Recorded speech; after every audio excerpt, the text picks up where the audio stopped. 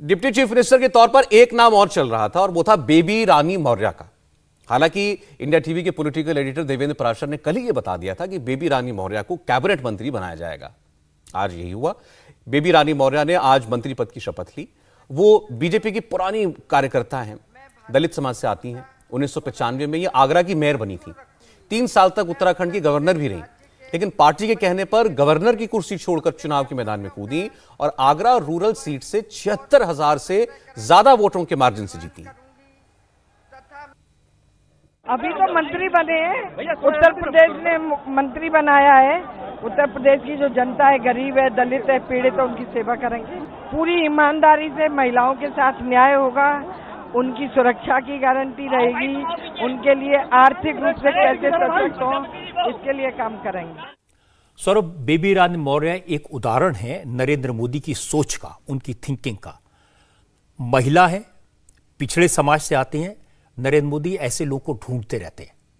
अगर वो थोड़े भी कुशल होते हैं, थोड़े भी एफिशिएंट होते हैं, उनको मौका देते हैं। जैसे इनको गवर्नर बनाया, अब उन्हें लगा कि नहीं, इनकी उत्तर प्रदेश में जरूरत है, चुनाव लड़ाया, मंत्री बनाया। ये मोदी की सोच है। आमतौर पर लोग ये समझते हैं कि आप गवर्नर बन गए तो एक्टिव पॉलिटिक्स से वो आपका वो दौर चला गया।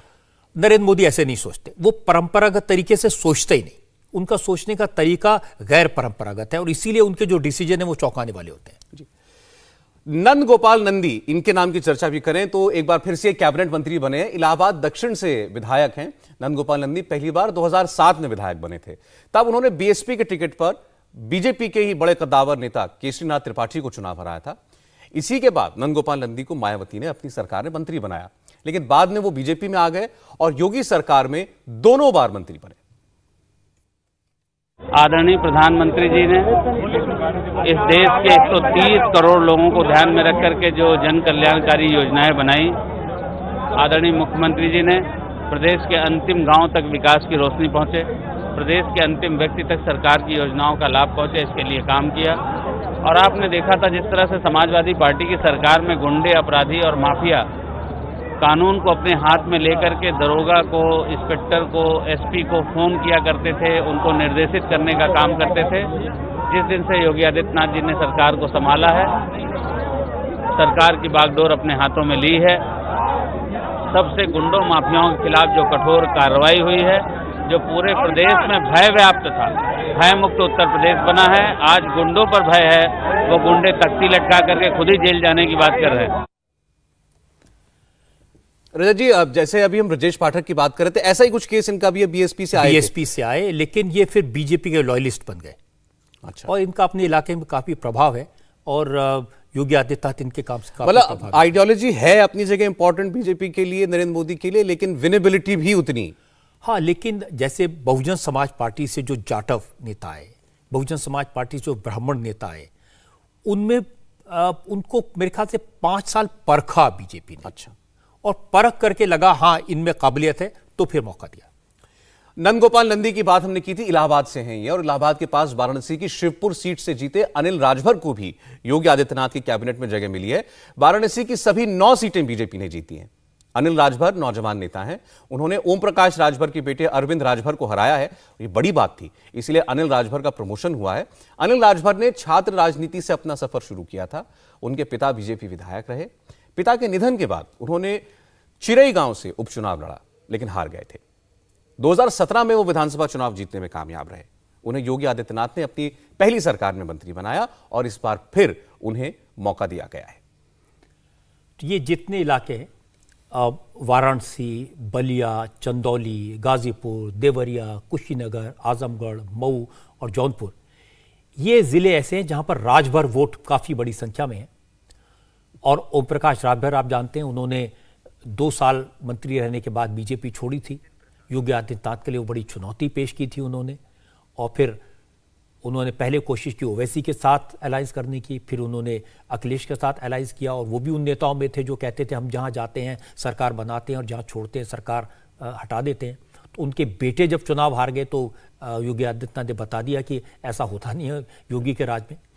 लेकिन हालांकि ओम प्रकाश राजभर पिछले इलेक्शन में योगी सरकार में थे, मंत्री बने थे, लेकिन इस बार मोर्चेबंदी उन्होंने काफी की, लेकिन हमने देखा कि कैसे ओम प्रकाश राजभर की रणनीति फेल हो गई और ये योगी की बड़ी जीत है। जी रजत जी, खबरें तो ये आ रही हैं कि अब वो एक बार फिर एनडीए का हिस्सा बनना चाहते हैं और लगातार संदेश भेज रहे हैं। ये खबर सही है, ये सही है खबर। वो उनकी बातचीत हुई है, वो अमित शाह से मिले थे, हालांकि उन्होंने बाद में डिनाई किया कि मैं मिला नहीं, लेकिन मिले थे और उनकी कोशिश है कि वापस आ जाएं, क्योंकि अब वो जानते हैं अगले 5 साल उत्तर प्रदेश में तो कोई चारा नहीं है।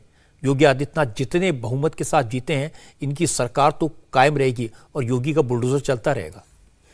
बीजेपी ने जितिन प्रसाद को एक बार फिर से कैबिनेट मंत्री बनाया है। चुनाव से करीब 10 महीने पहले जितिन प्रसाद कांग्रेस छोड़कर बीजेपी में शामिल हुए। बीजेपी में शामिल होने के कुछ दिनों बाद ही उन्हें योगी सरकार में कैबिनेट मंत्री बनाया गया। जितिन प्रसाद का राजनीतिक सफर कांग्रेस से शुरू हुआ था। कांग्रेस से ही वो लोकसभा के सांसद बने, फिर मनमोहन सरकार में केंद्रीय मंत्री बने। फिलहाल ये विधान परिषद के सदस्य हैं और उन्हें योगी आदित्यनाथ ने दोबारा अपनी कैबिनेट में शामिल किया है।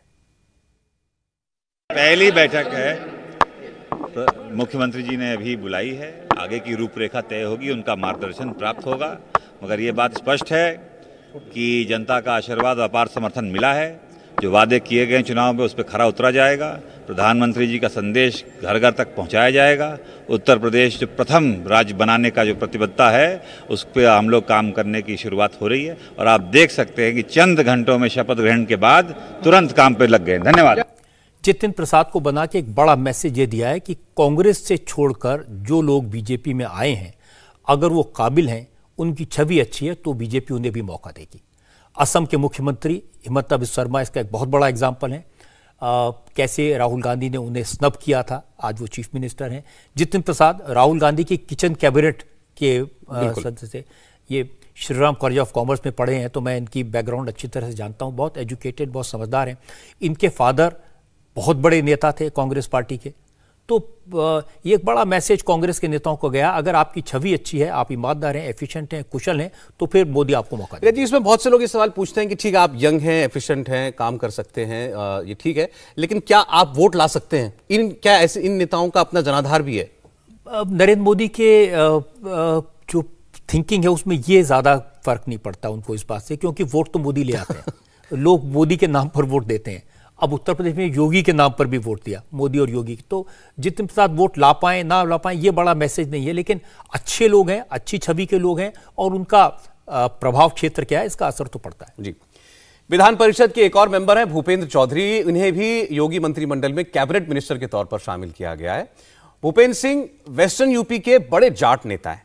भूपेंद्र सिंह चौधरी योगी की पिछली सरकार में पंचायती राज मंत्री थे। उनकी संगठन में पकड़ बहुत अच्छी है। भूपेंद्र चौधरी फिलहाल विधान परिषद के सदस्य हैं। 1999 में उन्होंने संभल लोकसभा सीट से समाजवादी पार्टी के नेता मुलायम सिंह यादव के खिलाफ चुनाव लड़ा था, हार गए थे।